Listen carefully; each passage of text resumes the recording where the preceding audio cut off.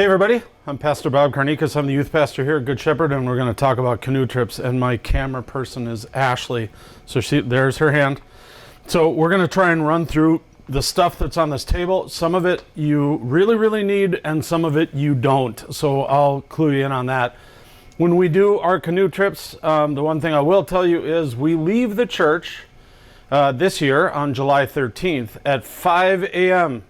Woo-hoo. 5. What time do we leave? 5 a.m. 5 a.m. So you got to be here a little before that because we want to get on the road at 5. Okay, so if you have any questions about any of what I'm about to say, you can either watch the video that they have on the Camp Amnicon website, or you can call me or text me or write me a letter or send smoke signals, or however you want to contact me is fine. I'll answer back. If you're going to text me, I'll always answer back. Just understand I don't get phone calls at my house. It's got steel siding, steel roof on the other side of a hill. I don't know. It's living in a different century. Anyway, moving on. The first and foremost important thing you need is this health form. Okay? There's a spot on here where a doctor has to sign. Let me find it. Wait. Data most recent. This page must be completed by a licensed medical professional. Okay? You have to have that in order to go. And if you don't have it, when we get there, they're going to hold up the trip while they fax back and forth to get it, all that kind of stuff. You should have gotten sent one of these by the camp, but this year they started doing something different. So if you didn't and you can't find it, please know I have them here. There's a stack of them up in the Narthex on the little desk in front of the office. It says Camp Amnicon Health Forms. If you want it emailed to you, I can do that. But this is a must for everybody that goes. Even I need it, and I've been there forever, but I still need one, okay? So, a couple of things, right? So we take off and we leave. Normally, in a non-COVID world, we would stop in Detroit Lakes and Perkins and eat breakfast, and that would be on the church, and we'd feed you. Are we going to be able to do that this year? No. No, we can't. So we're going to bring food. I'm going to have a cooler full of food. We're going to stop at a rest stop, and we're going to eat. Okay, so I'll feed you on the way. So what do you do on the way? Well, hopefully you're going to talk to each other, but you'll be talking through masks. Because one of the camp requirements is that we all wear a mask when we're in the car. Okay, so you're going to have to wear a mask. And you're going to have to wear it the right way, so no uncovering your nose. Okay, anyway, you're going to have to wear a mask. That's just how it is. But you know, we're in a COVID world. And do we like a COVID world? Not really. No, but you know, we're here. So we're going to do this. Okay, so other things. You're going to want to bring some sort of set of clothes that you can change into when you get back from your trip. But you know what these are made out of? What do you think these are made out of? Cotton. Do we take cotton on a canoe trip? No, we don't, because cotton gets wet and it stays wet, so we don't need those. A couple other things you really don't need. Look, a cell phone. Oh, we like our cell phones. We play games on our cell phones, and we talk to people on cell phones, and we take pictures on cell phones. But can you take a cell phone on a trip? No, you can't take that either, okay? Because you're going to drop it, and it's going to get wet and dirty, and no watches either. Sorry, because we don't want you to really know what time it is. We'll get into that later. Anyway. But there are some things you can bring, right? If you want to take pictures, you can bring a camera. This is the church's camera, and I bring this camera. And the reason I bring this camera is because I take like hundreds of pictures, and then I put them on a computer, and you can bring one of those little flash drives, and I can put all the pictures on there and send them home with you. So you really don't need a camera because I have one. But if you're going to bring one, just know that it's got to be like waterproof and dirt-proof and all that kind of stuff.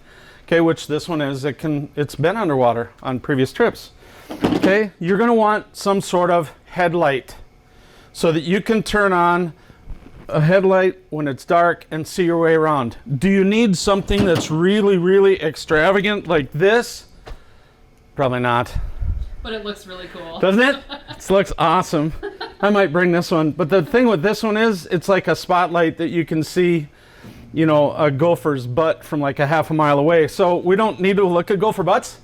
Although they are cute, but no, don't bring that. Just bring a regular, simple headlight, and if you want to bring a couple of batteries, you can, but I bring them, so you don't necessarily have to. The most crucial thing you're going to want to bring is a water bottle. Mine is, you know, decorated and beautiful, and it's from Camp Amnicon, and look, it's already wet because it's so hot in here, and it's got cold water in it. Cold water is kind of a luxury. You won't have that on the trip. It'll be warm water. Figure it out. You got to drink water, okay? Now, I drink normally about 3 or 4 of these a day. On a trip, I'll drink like 6. And you want one with a twist cover on it. See this? No pop tops. The twist cover keeps the place that your lips touch from getting contaminated with something called Giardia, which is a wonderful bacteria in the water up there that gives you diarrhea like 4 days later. So it's like a diarrhea grenade, right? It's a, anyway. Okay, you're gonna wanna drink a lot of water. We'll make you drink water. We will sanitize it, we'll take care of it, we'll get you nice clean water. Okay, the other thing, sunscreen, bug spray. You need to have sunscreen. Bring your own, you might use it all. You never know. Your skin is the largest organ on your body, and if you burn it and it doesn't work, you can't regulate your heat, and then you get dehydrated and all kinds of bad things happen. So sunscreen is important. So is bug spray, because there's a lot of bugs out there. And you know what else I found out recently? They have these wonderful things called head nets. Okay, and what a head net does is keep the mosquitoes and stuff off of your head. See, it looks like this big net, and you just put it over your face and your head, and it keeps the mosquitoes away, and it doesn't drive you crazy. So you know what? They're like $3.50 at Runnings. It'll be the best $3.50 you ever spent. I don't know why it took me a dozen times at Amnicon to figure that out. Okay, anyway, you're gonna need some sort of hat. I recommend some sort of little bucket hat because number one, they're just like as sexy as you can get, right? And then you need sunglasses. And why do you need this stuff? Because you want to look like me? No. You need this stuff because it keeps the sun off of you. You're going to want a hat because it keeps you from getting sunburned, it keeps you cool, and when you're on the river or a lake, you can actually burn your eyes. So you're going to need sunglasses because it keeps the reflection off, okay? Important stuff. Some more essentials. This, what is this? Sleeping bag. It's a sleeping bag, yep. And you know what? Sleeping bags are great because they keep you warm at night. Now, some people want to bring a blanket. You know, if you want to bring a blanket and a sleep pad, just understand that your blanket can't be like cotton or down, because if cotton and down get wet, they stay wet, okay? And you don't want that. You want something that's polyester, so when it gets wet, you can put it out and dry. The other thing is, if you pack this right, you can fit a little pillow in there. Okay, which is amazing to me, and this sleeping bag fits over me. So if you want to figure out how to do that, I can help you out with that, with packing that in. Sleep pad. If you're going to bring a sleep pad, make sure you get it down as small as you can. This is about as small as I can get this one. It self-inflates, so you're going to want that. Some of the places we go are a little rocky, so sleep pads aren't necessarily a bad idea. You're going to both share a Duluth pack. There's 2 of you sharing a Duluth pack. So you want to be careful of that. So if you don't need a sleep pad, don't bring one. I do because I'm an old man and it hurts. The other thing I sleep in a lot of times is a wool knit cap. Because, you know, even though it's like hot outside during the day, when you get up in the morning, it's cold. And these are really nice to have, okay? So we're going to move down the road a little bit. What else should I bring to wear? Well, set of gloves aren't a bad idea if your hands are prone to little blisters and things when you're working with them. So you don't want to get a blister out there. And then when you're picking up wood and chopping wood and snapping sticks, all that, these little pairs of gloves are kind of neat. And then if you're paddling and paddling and paddling a lot and paddling hard, these save your hands from getting blisters. So that's not a bad idea. Here is absolute essentials. Wool socks. Wool socks, okay? Now, why wool socks? Well, number one, they keep your feet warm when they're wet. So when I go into the water, Camp Amnicon has a wet foot policy, which means we don't the canoes, right? We don't beach them. We stop when we're in a couple feet of water and we get out and unload our stuff and then pick up the canoes and take them out of the water. So whatever water shoes you have, I had a pair of Keens, but they're gone. I finally wore them out after 12 seasons in Amnicon, and so I'm going to get another pair, but I got a pair of Keens and I wear these socks in those Keens all day long. Because even when my feet get wet, they still stay warm. So it feels pretty good. And then you want extra pairs because, you know, sometimes you throw these in the bottom of your sleeping bag and then they're warm when you get in your sleeping bag and they're dry and you put them on and it feels really good. And then you bring a pair of dry shoes. So you have 2 shoes with you. One that stays wet, right? And then when you get to camp, you take them off and you put on some sort of dry shoes like sneakers and you put these wool socks in the middle and they feel really, really good. Don't bring cotton. Remember what happens with the cotton? We throw that away, right? No cotton socks. Wool. Go buy them. They're worth the money. Okay? This polyester like sweatpants, because if you're going to hang out in the sun like all day long and it's hot and you're working and all that, then when you get up in the morning and it's, 60 degrees, that feels really cold. So you throw these on until you kind of warm up and get used to the day, okay? But, you want cotton? No cotton sweatpants. They'll get wet, they'll stay wet. Cotton wicks heat away from your body. So it does, I wear cotton all the time, not when I'm camping.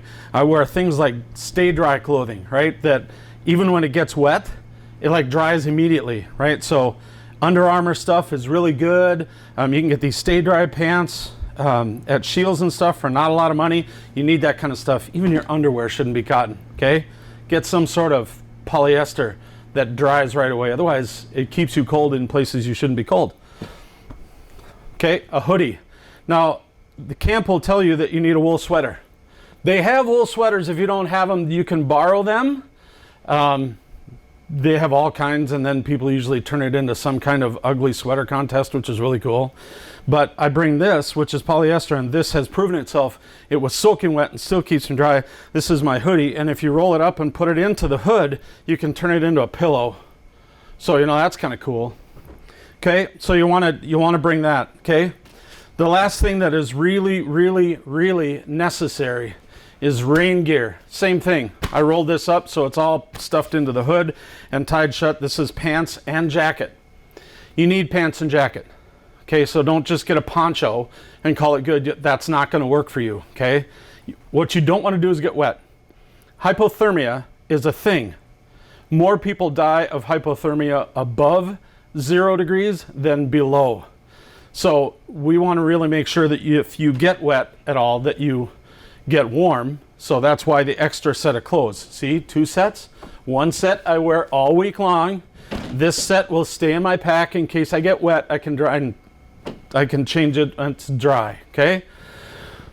The rain gear is meant to keep the water off of you. So if it's going to start to rain, they're going to make you put on rain gear. If you don't have rain gear, you can buy frog togs. They'll work. However, camp has rain gear that you can borrow. Okay.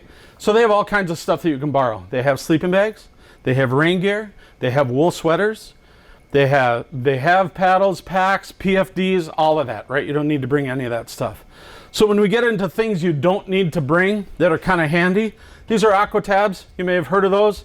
You put them in the water and they make your water sanitary. You don't need to bring those because they have those, okay? These are Bob's butt wipes. Why wouldn't I have Bob's butt wipes? Anyway, you can buy them at Runnings. You don't need these either, but I bought them because, why wouldn't I? Okay, binoculars. They're kind of fun. If you got a nice tiny pair, you can bring them along because there's a lot of stuff to see, and a lot of times we're like across lakes or rivers, and you can look at the other bank. It's pretty cool, so you can bring those along. I usually pack some paracord because there's no reason you shouldn't always have paracord. The one thing I don't have here that I haven't gotten yet is duct tape, but they have that too. Carabiners are a good idea. They sell them at camp. You can attach a few to the outside of your pack, and who cares if they get wet. So that's kind of neat to have. Compass you don't need. The guides know where you're going. Okay. This is camp soap. You don't need that either because the guides have that, right? They pack that. This is what we wash our dishes in. Matches. You don't need them either because they have those, and we're going to start fires with those matches. Hand sanitizer. If you want to bring some for the trip, good idea. We'll have it in the vehicles, so that's not a big deal. But they will have it on the trip. But if you want to pack a little bottle of your own, you can never have enough hand sanitizer. You don't need any weaponry, okay? You don't need any kind of machetes or axes or anything like that because they have everything you need that's going to get you all the wood that you need. They have saws and all that kind of stuff. I brought one of these before, but then again, I'm, what they call an adult. I don't know why, but I'm an adult, so I get to bring that. Things to drink out of and eat on and spoons and all that, you don't need that either. They bring it, and you don't need toilet paper. Not that you're not going to go to the bathroom, but they pack toilet paper, so don't waste pack room in your pack to do that, okay? So real quick, just to wrap up, here's the stuff you can rewind and watch. The only thing I don't have sitting here is my wet shoes. Okay, layers are the thing, okay? Don't be afraid of long sleeves because, it keeps the bugs off you in the sun and all that kind of stuff, okay? Especially if it's not cotton, you're not going to get too warm. Make the clothing loose, don't make it real tight fitting, and there's no we don't take a shower until we get back. So like pretty isn't a thing. So don't worry about that. You're not going to impress anybody that's out there. Okay, so what happens? We get in our car at 5 o'clock in the morning on that Monday morning, and we drive to Camp Amnicon. We'll get there about 3-ish in the afternoon, somewhere 2:30, 3 o'clock. We will unpack our stuff, and the guides will go through and tell you what you need and what you don't. You can bring it in anything you want. I have a backpack, but I don't use that backpack. You unpack from your pack and you pack into their Duluth packs, and everything is double lined with plastic so that your stuff doesn't get wet. Okay, and they'll go through and say, no, you don't need this, or yeah, I'd love it if you'd have 6 sets of clothing because you want to change clothes every day, but that's not going to work because you don't have any room to pack that. Okay, 1 set of clothes all week long. Keep the other one in case you get wet. So we repack and stuff like that. We usually spent the first night in camp. Sometimes there's a campfire. A lot of this is kind of up in the air because of COVID. What are you going to do? Anyway, we get there and we unpack and repack and do all of that. There's something called a swimming swamp where the Amnicon River flows right next to the camp, and they'll take you down and see if you can swim. Basically, you swim out to a canoe, tread water for 30 seconds, swim back. If you can't, we can talk about that. All it means is you wear a PFD when you're in the water. Everybody wears a PFD in a canoe. That's like What's a PFD? a personal flotation device. Life jacket, life preserver. It's that puffy thing that you wear over your body when you're close to water. Is that good? Yep. Okay. So PUFTAs, we like to call them that too. So everybody wears a PUFTA. They don't care if you're Michael Phelps, right? You wear this thing. So you go to the swimming swamp and they want to see how you can swim and stuff. And then they teach you how to tip over a canoe and put it back up the right way. And that's pretty cool. And we eat supper at camp and we sleep at camp. And then the next day we get up, we load our stuff, we go to the trail. They drop you off. They pick you up 4 days later down at another spot. At the end of your trip, and in between there you're paddling and getting to know each other. We do Bible study a couple of times a day, sometimes 3 times a day. We make food together, we put up tents together, we just learn what it means to be part of God's great creation. Then they pick you up and we go back to camp and we clean up all of our stuff. So you're going to return what you borrowed from camp, and you're going to pack all your stuff back in your bags, and we eat and we clean all of our tents and tarps and all of our cooking equipment and all of that. We get it all cleaned up and ready for the next group. And then, weather permitting, we will sleep on the beach of Lake Superior. Just no tents or anything. We just lay out on the sand and stare up at this beautiful sky that we have in the northern hemisphere. And we get up the next morning and we do a little kind of recap and evaluation, and we eat breakfast and we come home. And that's kind of how these trips work. Not quite sure I forgot anything, but if I did, it's because I forgot. So there you go. Thanks, everybody. See you later.